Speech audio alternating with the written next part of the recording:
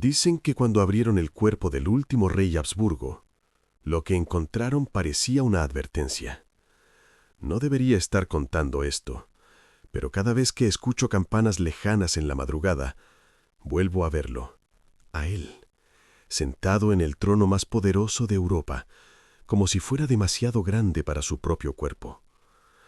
Carlos II de España nació condenado por su apellido, no por enemigos, no por traiciones externas, sino por algo más silencioso, más íntimo.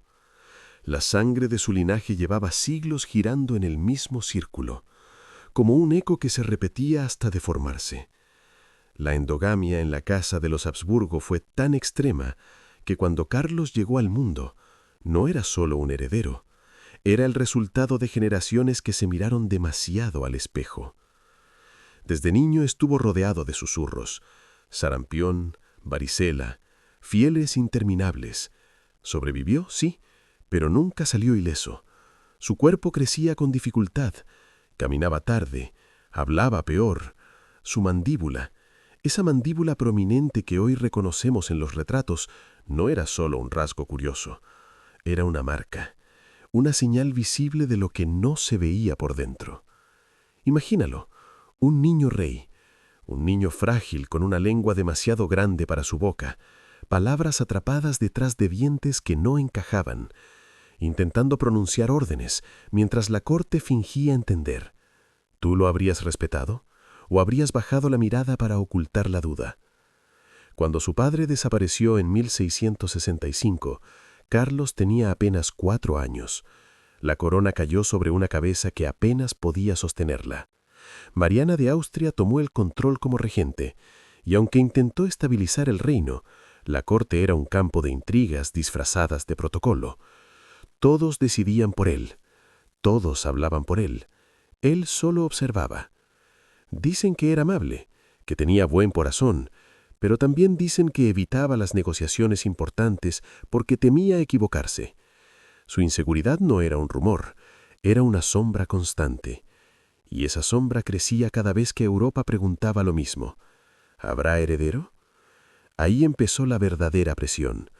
No era suficiente sobrevivir, no era suficiente reinar, tenía que perpetuar la dinastía.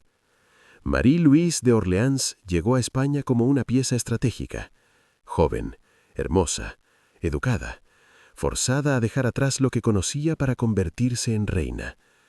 El matrimonio fue celebrado con lujo, pero detrás de las cortinas el silencio era incómodo.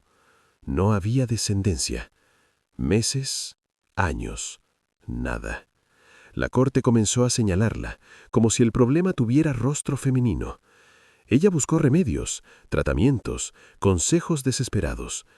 Cada intento debilitaba su salud. Y mientras tanto, el rey observaba, incapaz de romper el círculo de expectativas que lo asfixiaba. Cuando ella partió prematuramente, el palacio se volvió aún más frío. Los pasillos parecían susurrar que el problema no era ella. Entonces apareció María Ana de Neoburgo, elegida no por amor, sino por cálculo político. Austria la respaldaba, Francia la temía, y España necesitaba un heredero con urgencia casi sobrenatural. María Ana era astuta. Comprendió rápido que el vacío en el vientre real podía convertirse en una amenaza para todos.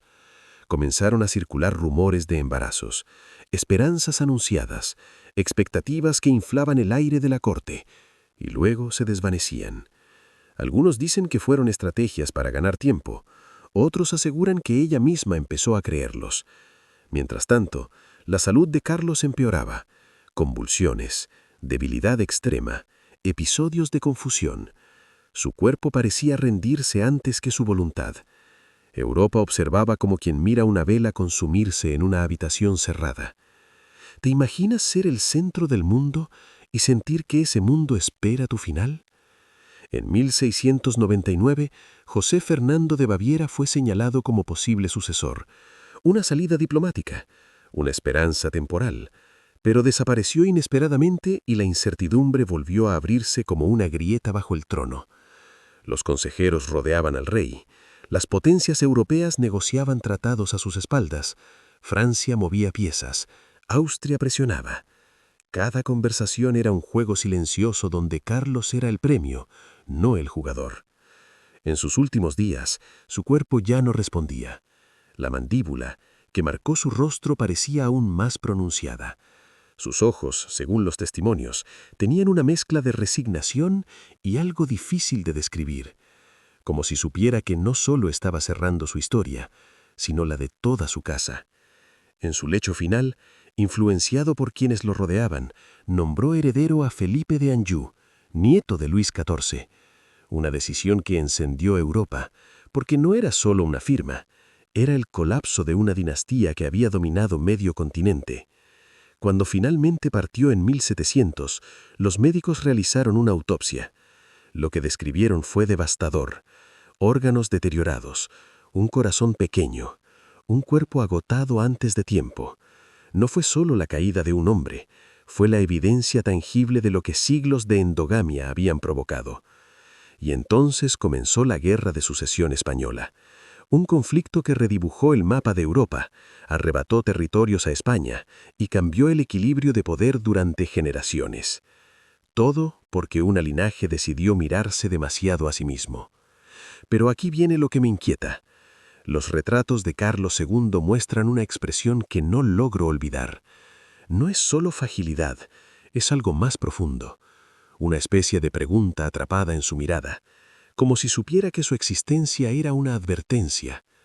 A veces pienso que la verdadera tragedia no fue su salud, fue haber nacido con el peso de siglos sobre los hombros, haber sido utilizado como símbolo, como pieza, como esperanza, y al final convertirse en el punto final de una historia que nunca eligió. Imagínate ser recordado no por lo que hiciste, sino por lo que representaste. Cuando camino por museos y veo su retrato, siento que sus ojos siguen ahí, no acusando, no pidiendo compasión, solo recordando. Recordando que los errores de una familia pueden convertirse en el destino de un imperio. Recordando que el poder no siempre protege. Y recordando que a veces el verdadero horror no llega con ruido, sino con herencias silenciosas que se repiten hasta quebrarlo todo. Y si esta historia te inquieta, pregúntate algo antes de irte a dormir. ¿Hasta qué punto nuestras decisiones hoy pueden convertirse en la carga de los que aún no han nacido? Déjame en los comentarios qué crees que fue más devastador, su cuerpo debilitado o la ambición que lo rodeaba. ¿Crees que Carlos entendía el papel que estaba jugando o simplemente fue arrastrado por una maquinaria demasiado grande? Y si quieres escuchar más historias donde la realidad supera cualquier pesadilla, quédate, porque algunas dinastías no desaparecen, solo cambian de forma y siguen observándonos desde los retratos.